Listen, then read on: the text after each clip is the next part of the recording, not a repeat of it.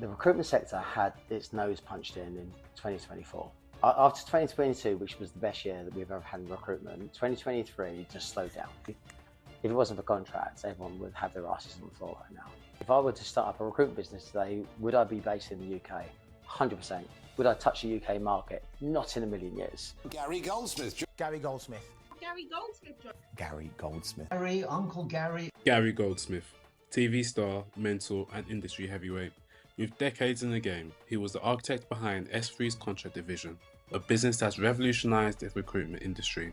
He's worked with some of the biggest names in recruitment, helping agencies maximize profitability, streamline operations, and cut through the noise in an ever-changing market. If you've ever wondered what it really takes to survive and thrive in recruitment, Gary's the man to tell you, as he's diving deep into the challenges recruiters face, the biggest mistakes agencies are still making, and what the future holds for the industry. Stay tuned. If it wasn't for contracts, everyone would have their asses on the floor right now. And the contract market has absolutely bounced. So if the UK market is totally saturated, if I were to start up a recruitment business today, would I be based in the UK? 100%. Would I touch the UK market? Not in a million years. I'll be based on international markets and working on I'll be following checkbooks. So USA, Germany is, well, I don't know what's going to happen after this recent election, but that just worries me. But there's some really interesting things going on the global landscape that I'll be just following, just thinking, where do I want to go next and where's the biggest opportunity? But it's all going to be contracts, and we've got people who don't know how to sell. And if they've come from a perm background and they don't understand the idea of risk and compliance, someone's got to teach it to them. You're really actually losing a big opportunity, which you can really capture in today's growing world. You're probably going to die. Your business will go under. Interesting. And then I think that's the plugging in the AI piece. If you I get peppered with AI because I'm pretty savvy with this stuff, and I'm trying to keep up, and it's a struggle. So we've got a next AI session this week, and then we've got one where we're all getting together to look at building. Do we rely on big tech to build the AI for us? So which makes sense because they're spending billions, and 100 grand is not even going to touch us. 100 grand, half a watch is not even going to touch the sides. Versus, do we want to do what everyone else is doing? Can we get a competitive advantage? But everybody's looking at front office. The big opportunity right here, right now is, and the sun's coming out to celebrate this, it's all about middle and back office. That's where it is. I completely agree with that. Yeah. So you just plug all that straight in, because it just makes life so much easier. So you can't move on you can't actually give someone the contracts until these boxes are ticked. Or, as I would suggest, you never stop a sales process, but you're not going to get paid until you give us X, Y, and Z.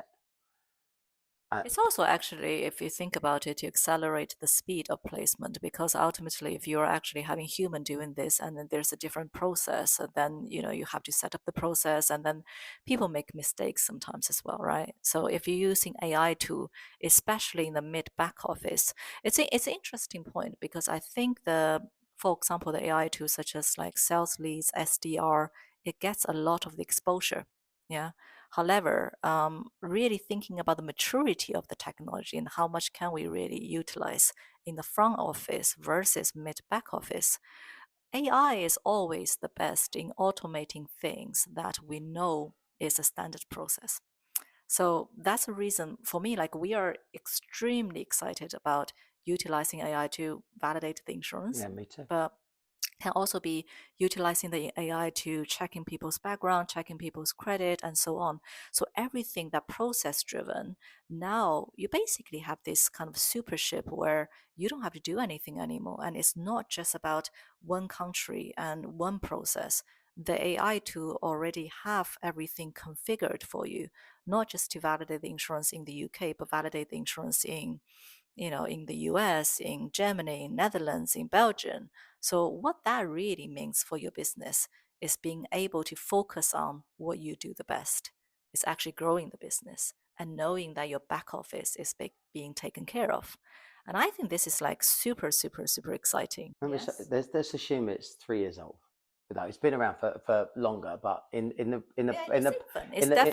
public domain, it's just learning to walk. Yeah. I think it's going to have the life cycle of a human. So in 5 or 6 years' time, that little bugger's going to be a proper little spiky teenager, and it was going to cause us grief. It'll be disruptive, and it might have that little moment of, well, it's trying to do this for us, it's doing that. I also think, I do think, well, I'm not going to get into the whole sort of Arnie scene, but I do think I don't think it's going to be brilliant all the way through this journey. I don't think it's going to be a straight line. It's going to be, AI is going to be amazing. It changes everything. It's just a straight line, because it won't, because nothing ever has been. Also kind of laugh at every recruiter when they think, oh, this whole AI piece, it's going to be the end of recruitment. Oh, shut up. Right, of course it won't. It's like we said that about PSLs. We said that about talent acquisition teams. I mean, I'm a 40-year recruiter. Right, there's so many different things that come along. The nice thing about the organizations that we help to recruit for, they just don't really keep up with this stuff, and when they do it really badly. So thank God for that. So that's going to be interesting. But the thing that you said that I totally and 100% agree with, the problem with AI at the moment, it gives you too much information. It's dull. It's just like, fun. It just gives you fun. Now, can we be better at asking it questions? But I think that's the reason why there are so many tools that sit on the front of the current toolkit that can do one thing brilliantly. Now, that's kind of naive. It's a blunt instrument, isn't it? So we just do one thing. We just do that thing.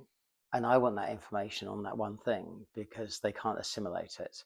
Are we going to have an AI the reason CEO? also you think like the AI toddler, the AI CEO is going to be the most rubbish thing I've ever heard in my life, right? So are we ever going to get to that point? And actually, we all need purpose in our lives, so we're never going to let it get to that. And it's a toolkit, giving AI some intellectual property and knowledge, so it could potentially compete with us. The interesting part of all of that is it starts with our business processes. So if we, as recruitment business leaders or sales business leaders in any market, if you know your processes, within, and that's chuff, within absolute finite detail of exactly what you do. So how do you build the right quality of data? How do you engage with it? How often you engage with these people? What's your conversion rate from that? If you know that, if you're going to go through an ISO 9, I don't know, what's the latest version, 9007 or something. If you were to do that as a process, you would work out to then with your senior leadership team over a pizza where your pinch points are, where your pain points are. If I could do that better, would it make us more money? If I could do that better, would it make us more money? That's front. And then at the back end, if I could do that better, could I save headcount costs? And would those people then go off to do other things around data science and analytics, so I don't think we're not making people redundant. We're giving them more fun jobs than doing Excel spreadsheets, right? So I'm not apologetic about trying to sack staff off my team. Skill people for today. So I would like to reduce my cost base by probably reducing my headcount, but actually employing some more people to do data science work for me and analytics work. But the problem is, people are just saying, it's a little bit like magpies. They're flying around going, oh, that's shiny, I buy it, and then they plug it into the system, never use it, and nobody likes it, and everyone hates it. And the worst thing that's happened with, and let's be honest about AI, it doesn't exist. It's machine learning and automation. So 90% of all of this stuff at the moment is automation.